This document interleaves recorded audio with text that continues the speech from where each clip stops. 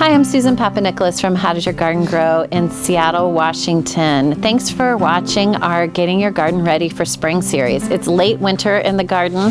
The hellebores are starting to bloom. There's a lot to do at this time of year to make things look beautiful for the growth that's ahead.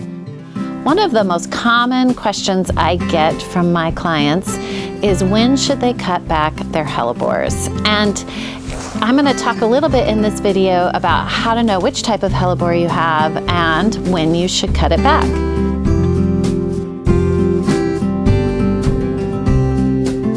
So hellebores grow with two different growth patterns. One of them is that they can have their leaves and their flower stems on separate stalks.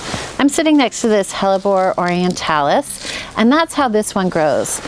The flowers that are about to come up are completely independent from the leaves.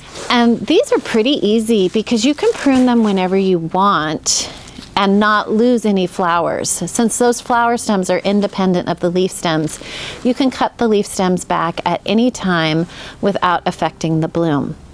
A lot of gardeners will just cut their hellebore foliage down in January so that you don't have the dead, icky leaves sitting around the blossoms as they emerge in February.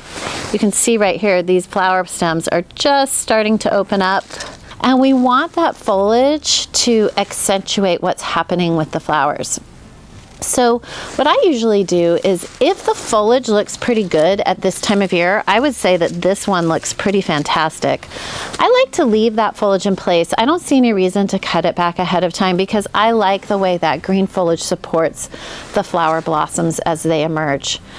Sometimes you'll have one or two ratty leaves like this one does, and because this foliage is so big and coarse, it's easy to selectively prune out which leaves aren't looking good to you. So I'm just gonna follow this back and see that this leaf looks pretty bad, and sometimes you can break them off, sometimes you'll cut them off, and just pull off the ones that overall are looking a little crummy or detracting from the overall view on the plant. But then this full green foliage I'm going to leave in place because I think it makes a really nice background for the flowers. If I had cut this back, it won't affect the flowers, they'll bloom, and then those are followed by new foliage that will come up and take the place of this foliage. So as we move through spring and the new foliage comes out, this foliage will start to decline, and then at that point I'll follow the declining leaves back and cut them back at the base, a little bit similarly to how I did it right now. And then the plant will be ready to go with its fresh foliage for this year and for this growing season.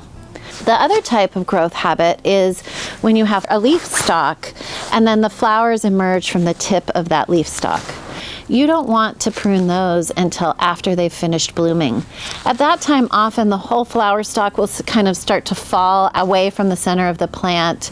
The leaves will start to decline, and you'll just follow that flower stem all the way to the base of the plant below the leaves and cut it off at the bottom there. And again, new foliage will be emerging to take that place. So that's a quick primer on when to cut back your hellebores. For these ones where the flowers are separate from the leaves, I just remove individual leaves when they look crummy, whether that's before the bloom, during the bloom, or after the bloom. For the ones that bloom on the tips of the leaf stems, I wait until blooming is complete before I cut those back.